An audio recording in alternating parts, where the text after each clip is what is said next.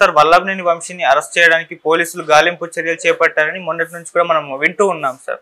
అయితే వల్లభనేని వంశీకి జూనియర్ ఎన్టీఆర్ గారు ఆశ్రయం ఇచ్చారు తన గెస్ట్ హౌస్ లో అని చెప్పేసి ఒక వార్త కూడా వైరల్ అవుతుంది సార్. మరి వార్తలు నిజమెంతుంది? చంద్రబాబు నాయుడు గారు కూడా జూనియర్ ఎన్టీఆర్ గారి మీద ఆగ్రహం వ్యక్తం చేశారని కూడా అని అంటున్నారు.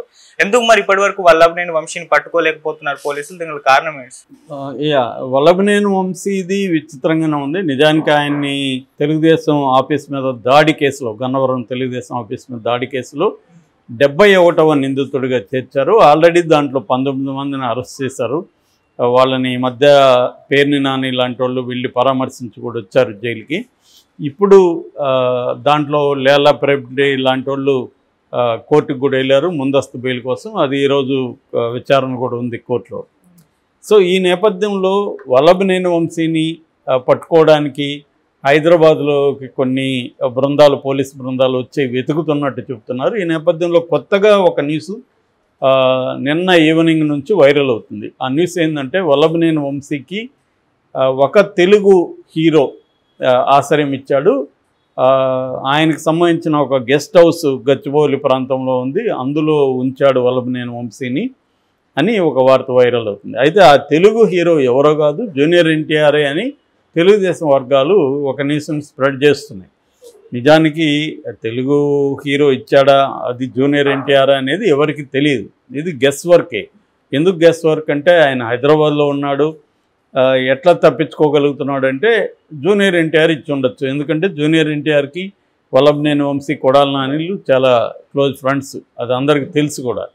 సో కాబట్టి జూనియర్ ఎన్టీఆర్ ఇచ్చి ఉండొచ్చు. గతంలో జూనియర్ ఎన్టీఆర్ సినిమాకి ఈయన ప్రొడ్యూసర్గా కూడా ఉన్నాడు. సో సాంబా అనుకుంటా కదా.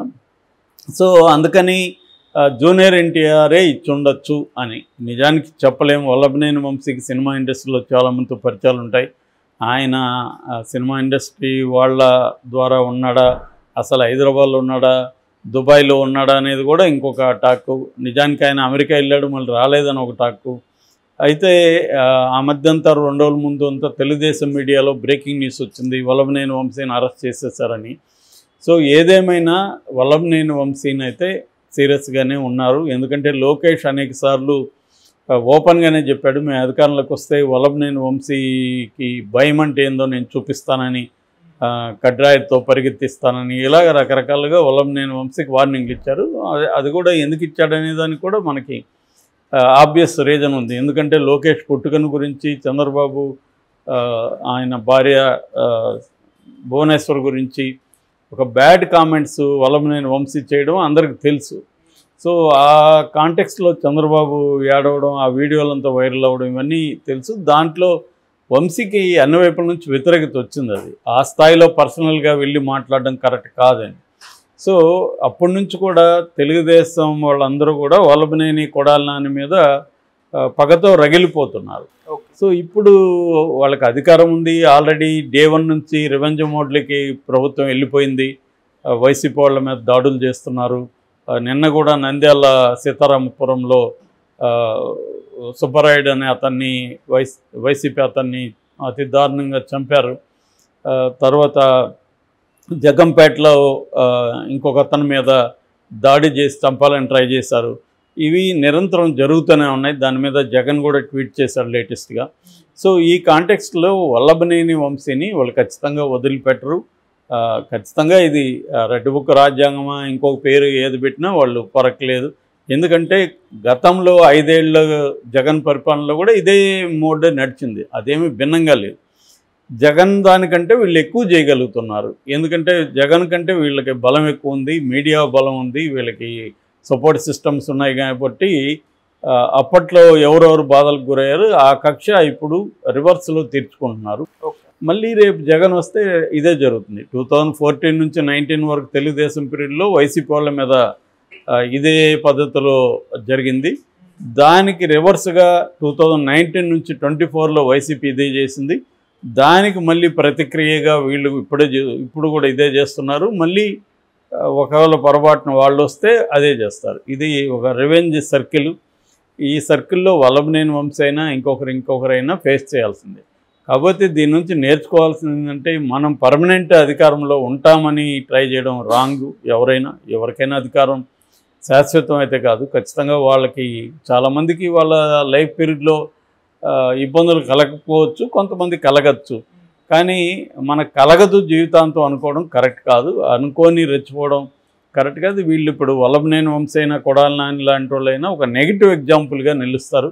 వాళ్ళు ఇప్పుడు మ్యూజిక్ ఫేస్ చేయాల్సిందే ఖచ్చితంగా. ఎందుకంటే లోకేష్ ఇటువంటి పరిస్థితుల్లో క్షమించే ప్రసక్తి కనిపించట్లేదు. చంద్రబాబు అన్న ఇట్లాంటి అధికారంలోకి రాకముందు ఆయన పద్ధతి వేరేగా ఉంటుంది, తీవ్రంగా హెచ్చరించడం అవన్నీ చేస్తుంటారు. వచ్చినాక ఆయన కొంత లిబరల్గా ఉండడానికే చంద్రబాబు ట్రై చేస్తాడు.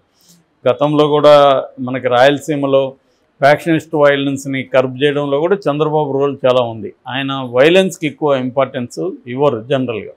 దానివల్ల ఆయన పిరుకోవడాన్ని ఇంకోటి అనే వాళ్ళు ఉన్నారు. కానీ ఆయనకు అధికారంలోకి వచ్చినాక ఆయన కొంత తగ్గదామా అనే ఆలోచనలో ఉంటాడు. కానీ Lokesh young blood, hot blood, రెండోది తనకి కోపం ఉంటుంది పర్సనల్గా.